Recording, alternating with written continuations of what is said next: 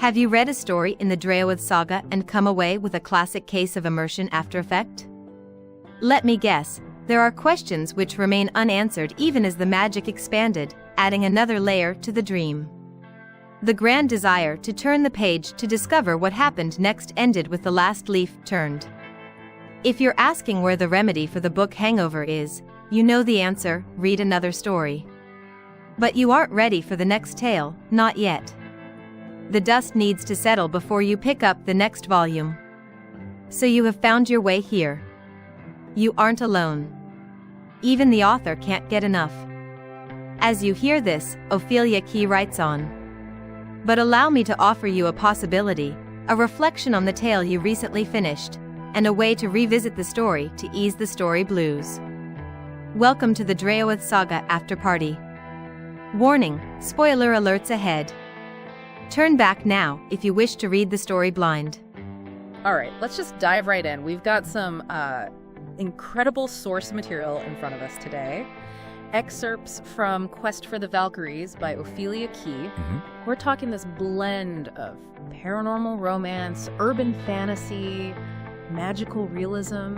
It's a really unique world. It really is. The author describes it as a dream to live for, which, that's intriguing right there. Yeah. And it's set in Draoithe, this place rooted in what she calls magical realist Tyler, Texas. Hey, hang on. So, mythological beings, powerful immortals, all these legendary creatures, just kind of hanging out in East Texas. That's brilliant. Exactly, yeah. Yeah. It's described as an immortal kingdom, founded specifically to push back against forces that are unbalancing the world's magic. Okay. And a lot of the story we see unfolds through the eyes of the people who actually helped create this kingdom.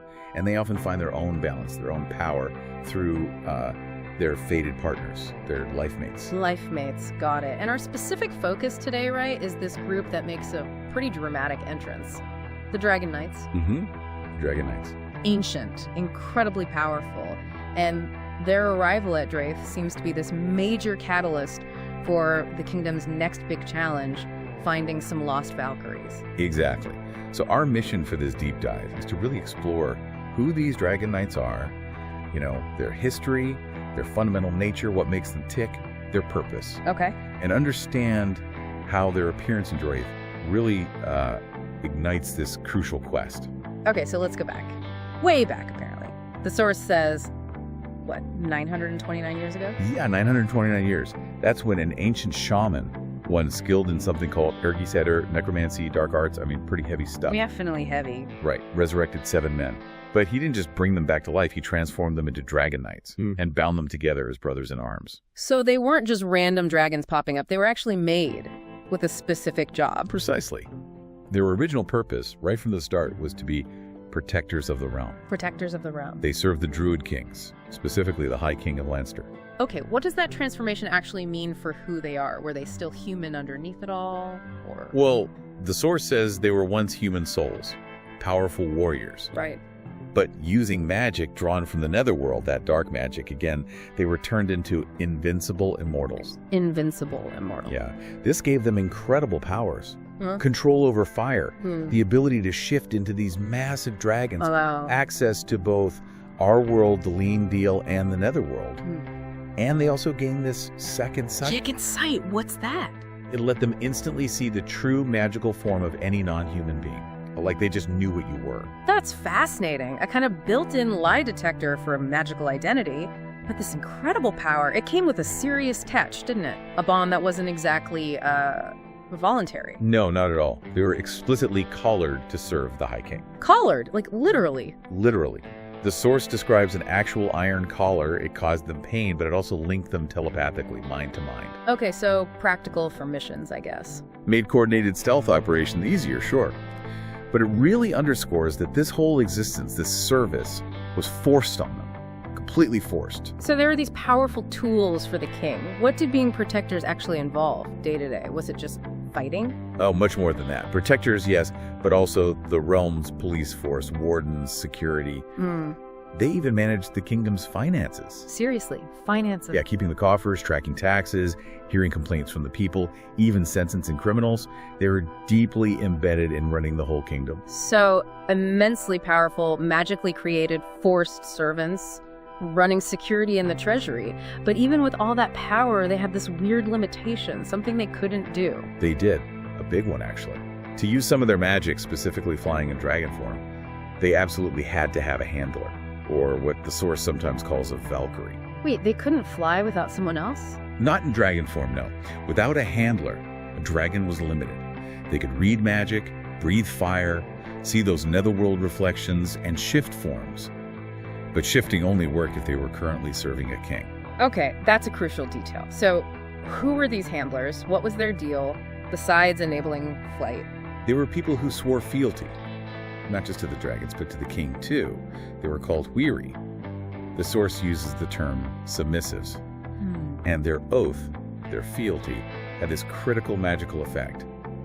It actually blocked the dragons from using their magic against the king. Ah, a built-in safety mechanism for the king. Exactly. And it mentions the original handlers were human first. Okay. And the Valkyries? They're a specific type of handler. Yes. Valkyries are the mate handlers.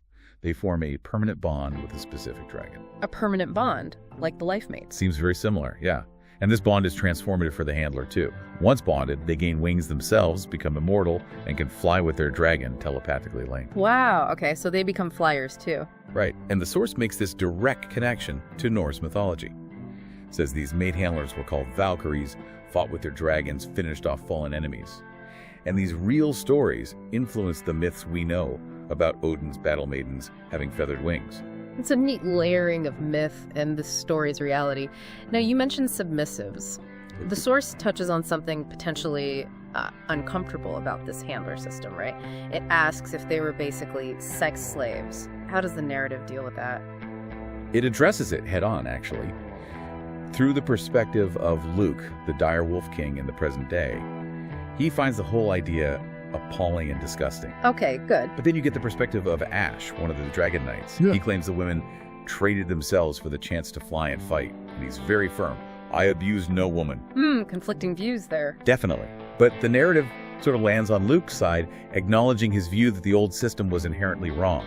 And it's made clear that if dragons were going to join Draoithe, a completely new handler concept would have to be worked out. So acknowledging the problematic past, aiming for something better, makes sense. And the consequences for the dragons. If they didn't have a handler, or maybe lost their king, what happened then? It's like a form of magical paralysis for them. Without a king, a dragon can't even shift back into their dragon form. They're basically stuck sleeping in human form. Sleeping. For how long? Potentially centuries, if no new king called them. And without a handler or Valkyrie, even if they could shift, they lose the ability to fly. Ash specifically mentions how hard that was for him, not being able to trace back into his dragon form after his previous handler was gone. So imagine being this ancient, invincible, powerful being, but you're stuck, maybe for hundreds of years, just waiting for a king or desperately needing a handler so you can fly again. Exactly. A really potent constraint on their very nature. Okay, so they served this High King of Leinster for almost 300 years under these conditions. What happens when that king finally dies? That's when their forced service ends. The iron collars, the source of pain and bondage, finally broke. After centuries, they were free. Must have been a huge relief. Finally free. You'd think so, yeah. But freedom, without purpose, well, it can be its own kind of prison. The source says for the next 300 years, their lives became directionless, a perpetual, aimless existence. Aimless? Yeah. Even with all that power? Yeah. Without a king to serve, their vast power had no focus. So what do? Mostly just dedicated themselves to accumulating wealth, building massive hoards. A hoard without a purpose. Kind of sad in a way. But wasn't there a prophecy guiding all this? Something the shaman left them with? There was. The shaman who made them, he foresaw this period of aimlessness. He left them with an eerie prophecy detailing not just their creation, but also a fated future. Okay. They knew pursuing this prophecy meant giving up that hard-won individual freedom, going back into service, essentially. But refusing it meant staying stuck in that aimless wandering. A tough choice. And this prophecy, did it give specifics? Crucial ones. It specifically mentioned the dire wolf king and finding their lost Valkyries. The key pieces. So the dire wolf king, Luke, and the lost Valkyries. The mission. How does Ash, this aimless dragon in Ireland, suddenly connect with the magical kingdom starting up in Texas? Ash explains it himself. He felt the magic shift when a new Rirek, a high king, ascended the throne. Luke. Luke, Ash felt it. He saw the reflection in the netherworld of the fealty oath being sworn. He saw Luke, recognized him as the dire wolf king from the prophecy, and crucially saw that Luke was a king without a dragon. So the magic itself called him. Literally called him, yeah. This potent new magic pulled him across the world to Draoithe. And his arrival, it wasn't exactly a formal state visit, was it? More like a very strange late-night house call. Definitely unexpected. He just shows up at Luke's house late one night. Human form, tall, white hair, gray eyes, very distinct. Okay. And his introduction is incredibly direct, almost jarring. He just says, "Emmerich Driscoll, I'm your dragon. I'm answering your call." Wow. It's like, how did Luke react? Luke's already dealing with a lot of magical energy swirling around him, so he's hit with magic overload, just completely overwhelmed. Riker, who's part of Luke's core pack, senses something is off about Ash, describes him as feeling like death felt in a mausoleum. Oof, creepy. Right. But Riker defers to Luke, who just tells him to let Ash in. A dramatic entrance, for sure. What happens when he meets the rest of the pack leadership inside? So inside, he meets Eli, Fox, who we learn is also called Duncan O'Sullivan and Javier. And here's a twist. Fox immediately recognizes Ash. No way. From when? From centuries ago. They were old friends, war comrades, a totally unexpected reunion right there in Luke's living room. That's wild. And Ash, using that dragon sight, immediately identifies Javier as a keeper of the blades, and Eli as Reed Bannock, which means war leader. So he just knows their roles. Instantly. Luke, still trying to process, a dragon just appeared, asks how Ash even knew about their cause, their kingdom. Good question. Ash's answer is simple. As a protector of the realm, he serves the king's cause, whatever that cause is. Okay, he's there to serve the king, that's clear. But his arrival is also driven by something much more personal, isn't it? Something urgent. Yes, profoundly personal, beyond the prophecy, beyond the call to serve Luke. Ash came because his Valkyrie, his fated mate, is alive. Oh. But, and this is the urgent part, she's near, but not well.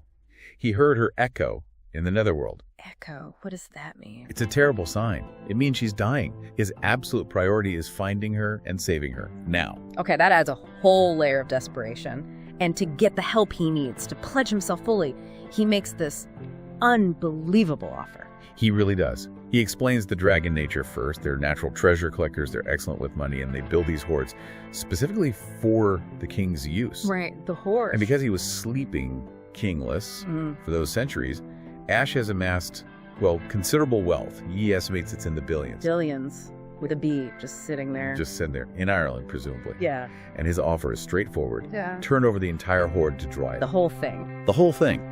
Because Luke is the king it was always meant for. And on a practical level, he also offers his services as head of accounting for the Draoithe retreat. Head of accounting. A 900-year-old dragon. I love that. Right. Working with Artie, the pack's current accountant, to manage their business finances, cut out out-of-house banking expenses. Okay, Luke's reaction to the billions. What was it? Pretty much stunned disbelief. Yeah. You're liquidating billions? Why? Yeah, why? Ash's answer is pure dragon logic. The hoard belongs to the king. He was just taking care of it. Luke kind of reframes it, maybe more relatably calls it like a trust fund. A massive trust fund. And Ash doesn't just bring money and accounting skills. He gives Luke a heads up about the practical side of having dragons around. Yeah, the dragon issues, as he calls them. Little things like, their fire breath is probably going to ruin the decor. Even dragon hiccups can cause damage. They aren't exactly small creatures. They need specific care. Hiccups. And then he drops the other bombshell. The Greys are coming. The Greys? Oh, the other 6 Dragon Knights. Exactly. Ash explains they will also answer the call of the Ruri, the war leaders and keepers, like Javier and Fox, just as Ash answered the Ruri Rurek, the High King, Luke. So this isn't just one dragon joining up, it's potentially all 7, and they're about to descend on Tyler, Texas. That's the implication. Luke, seeing the immense resources, the power, the way it lines up with the prophecy, he accepts. Accepts the service and the money. Yes, both the service and the financial contribution. It's conditional, of course, needs council approval, a chat with Artie the accountant. But he sets the formal fealty oath ceremony for that Saturday and suggests Ash start the accounting job on Monday. Monday morning, bright and early, dragon accountant. And Ash is just ready, eager even. He says, I cannot be a dragon without a king. I want to be a dragon. He wants that purpose back, wants to be what he was made to be, but this time maybe on his own terms. And this sudden influx of ancient power, wealth, and purpose immediately slams into the kingdom's biggest, ugliest problem. It does. Ash's desperate personal quest, finding his dying mate, slots perfectly, tragically, into Draoithe's main conflict. Ash had a vision, right? Or saw a reflection in the netherworld. What did he see? A warehouse, but old and rundown, with walls made of corrugated metal near two other similar buildings. And he saw a man dragging his Valkyrie by the hair. Oh, God. And that description, it rings a bell for the Draoithe pack. A horrifying bell. Immediately. It matches the exact type of place Lily, the panther shifter they recently rescued, had just escaped from. Fox knows instantly who's likely behind it. Elliot. Elliot. Who is he? A crazy bear shifter. Runs a pharmaceutical company as a front, but his real business is kidnapping immortals and gifted humans for illegal, horrific medical experiments, and then killing them. The source is blunt. Elliot is Draoithe's enemy. So Ash's fated future, his dying mate, and the kingdom's biggest threat are literally in the same place, probably the same building. And they know the location is narrowed down to Terrell, Texas. Right. Luke immediately shifts into action mode. They have to hit this warehouse now. He decides on a Friday night raid, maybe used what they call party hour as cover, hoping security might be looser. Okay. Tactical thinking. Fox gets the immediate task. Scout the area, confirm the address, get eyes on the target, recon. And Luke starts building the raid team. Ash is obviously first pick. Oh, absolutely. Ash is practically vibrating with readiness. Wouldn't miss it for anything. I'm looking forward to it. And then he adds, darkly, he's looking forward to burning the place down. Yeah, I bet he is. Who else joins? Kellic, the dream-walking bear shifter, is asked and immediately agrees. His line is simple. Your goals are my goals. Oh, yeah. Javier wants Andre on the team. He's vampire. Used to be Miel as guardsman. Okay, so Luke approves an initial team, 6 people. Luke, Javier, Kellic, Ash, Andre, plus maybe 2 of the incoming dragons. That seems to be the initial plan. Yeah. And Fox's scouting mission isn't just about the warehouse itself, is it? There's more to it. Right. He's also tasked with finding and renting a house nearby in Terrell. Needs a garage. It has to serve as a base of operations. And crucially, it needs to be vampire suitable. Safe for Andre and also Nadine, another vampire, so they have a place out of the sun. Got it. While Fox is setting up their Texas base camp, Ash takes a quick trip back across the pond, Ireland. Yeah. He heads to the ruins of Laxmead Castle. Part of the reason is to start liquidating that massive horde, getting the funds moving. The billions. The billions. But the most important reason, finding the other 6 gray dragons, his brothers. Okay. Does he have to track them down across Europe or something? Turns out, no. Some are already there, drawn by the same magic that call Ash. Smoke, who was Fox's old dragon companion back in the day, is there. Char and Blaze, too. So they felt the call, too. Yeah. And shortly after Ash arrives, Lightning, Ember, and Flame show up, also called by Luke's ascension. And like Ash, they've already liquidated their own hordes and collected their ancestral spears. They're ready. It's like a prophesied reunion. And Ash confirms what he saw. About Luke, about the Valkyries. He does. He tells his brothers about his netherworld vision. The new king, Luke, and the imminent return of flying dragons with their Valkyries. And the critical piece, their own Valkyries are also in that warehouse. In Texas. All of them. All of them. Broken as the prophecy foretold, he says, but astonishingly found together at once. Wow. Finding out your mate is alive but dying and imprisoned, but also that you're all about to find them together, that's intense. Has to be electrifying. Confirmation that those centuries of aimlessness are truly over. And this leads them to perform a really pivotal ritual, a defining moment. What do they do? Just before dawn on Friday, the day of the planned raid, they gather together. Each carries his spear, stained with his own heart's blood.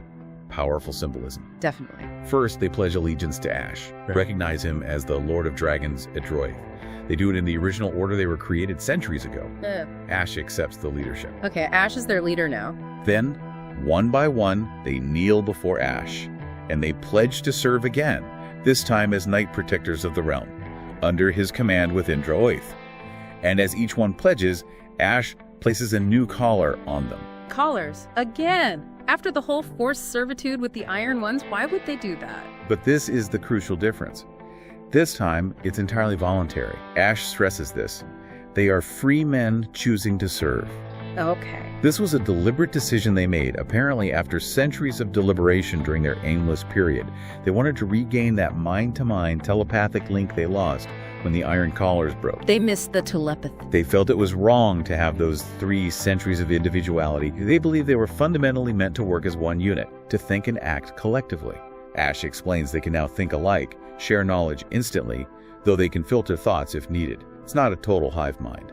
So they're choosing collectivism, choosing service again, but under their terms for a king they believe was prophesied for them. And then presumably they all hop on a plane to Texas. Pretty much. They arrive at DFW Airport, met by Riker, Lily, and Luke. Ash does the formal introductions, giving their human names and dragon forms. Halvar lighting is Ember, Torstein Larson is Lightning, Diarmuid Siniet is Flame, Lachlan Erskine is Blaze, Huron Morgan is Char, and Maddox Taulog is Smoke. Got all that.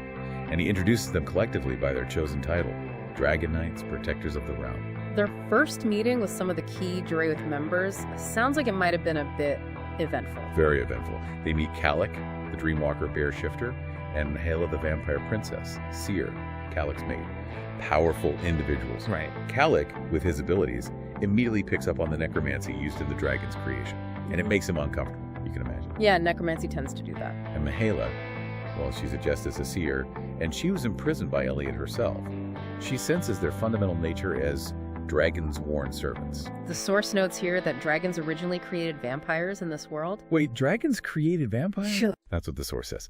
And Mahala demonstrates her power over beings created by dragons by temporarily freezing all the dragons just by thinking it. Whoa!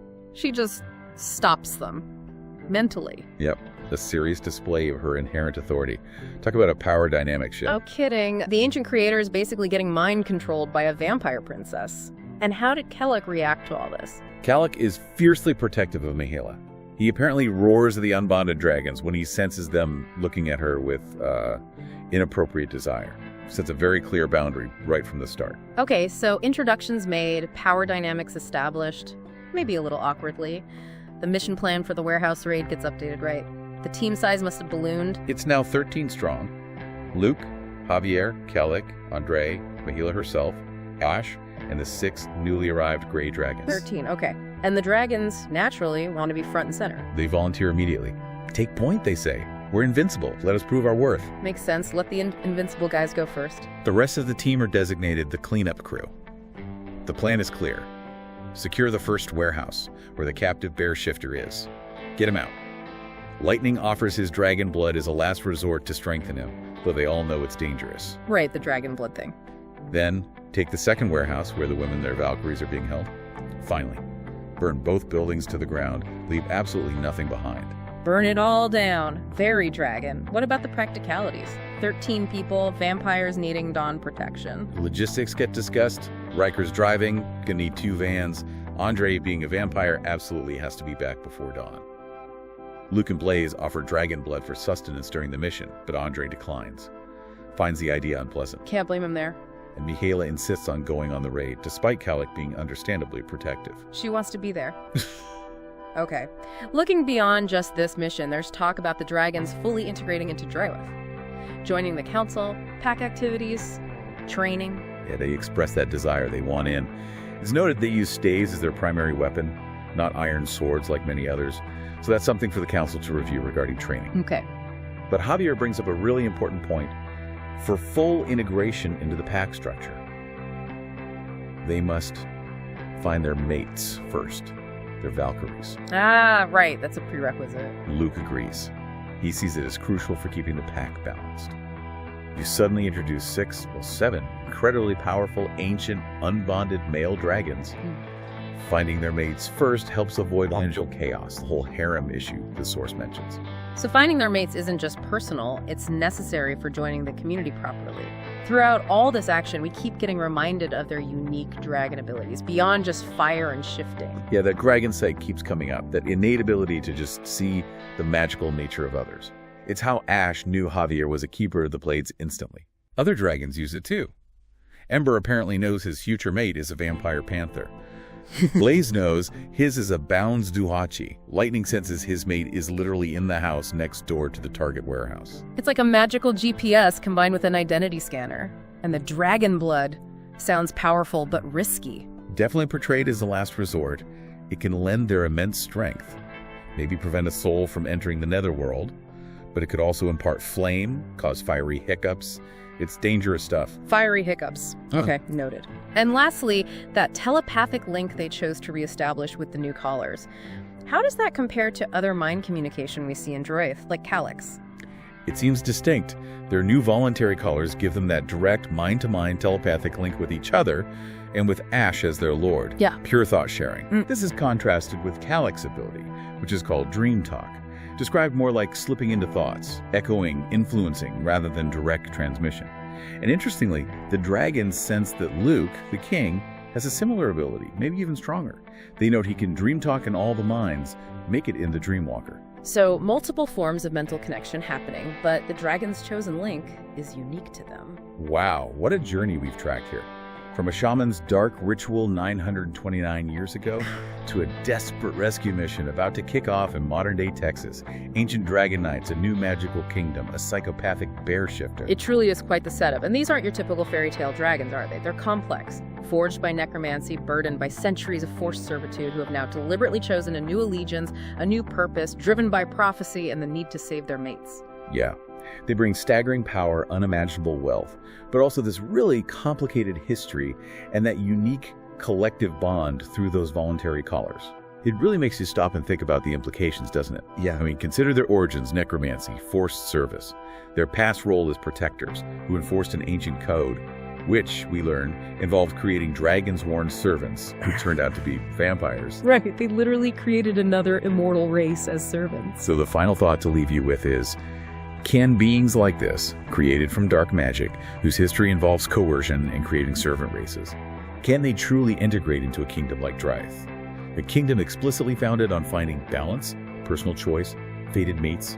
What does it actually mean for the soul of Draoithe to accept these incredibly powerful ancient warriors with that specific history and those methods into its heart?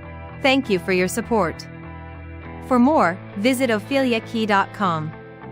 Welcome to the dream. Sincerely. Okay.